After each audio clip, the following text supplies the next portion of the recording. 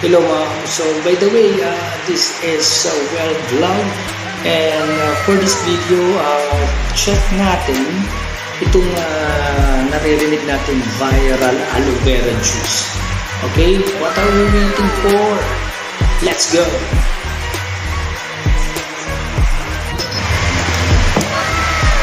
Tingnan mo naman paano nila ginagawa yung aloe vera juice. Siyempre, babalatan muna nila. So yun, binagayat-gayat. Tapos nilagay nila sa tubig.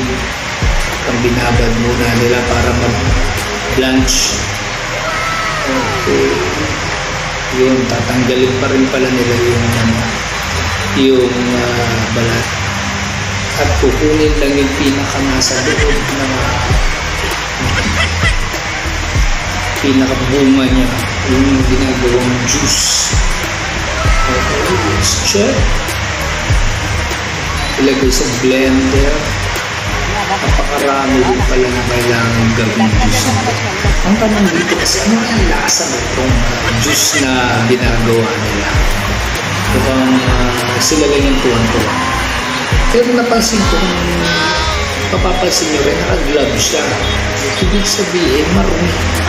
Kasi pag wala kang gloves, ibig sabihin malinis kasi nga yung sustansya, mawawala yung sustansya, yung protein, yung zinc, na nagagaling sa mga kuko natin,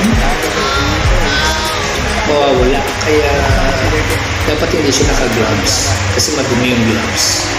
Kasi rubber siya. Rubber gloves yung ginamit. Okay, alam na. Tinatanggal yata yung excess na bula. Parang gano'n. Okay, pinimplahan, nalagyan ng Milo, ng asukal. Ano ba ba pinaglalagay doon? Ano man, sarap sila.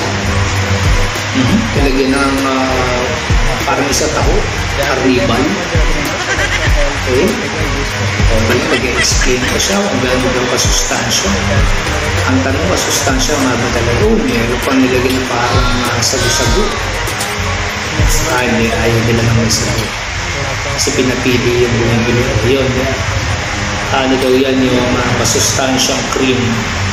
Parang, okay, pinigaan ng lemon. Okay. Ito, parang ibang klase ng pampalasa yata ito. Okay, mix. At mix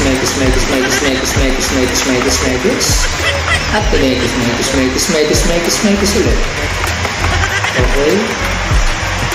Talagang chine-check talaga nila ng mabuti. Talagang pine-prepare nila ng napakaluto. Ang tanong dito, ano kayang lasa nitong malapot na aloe vera juice na ito? Para kasi hindi malulun kasi nga ganito. Okay, kung meron kayong comment about this video, mag-comment na lang kayo sa baba, then pwede kayo magpa-shout out. Okay, again, my name is Well. Have a wonderful day. Bye for now.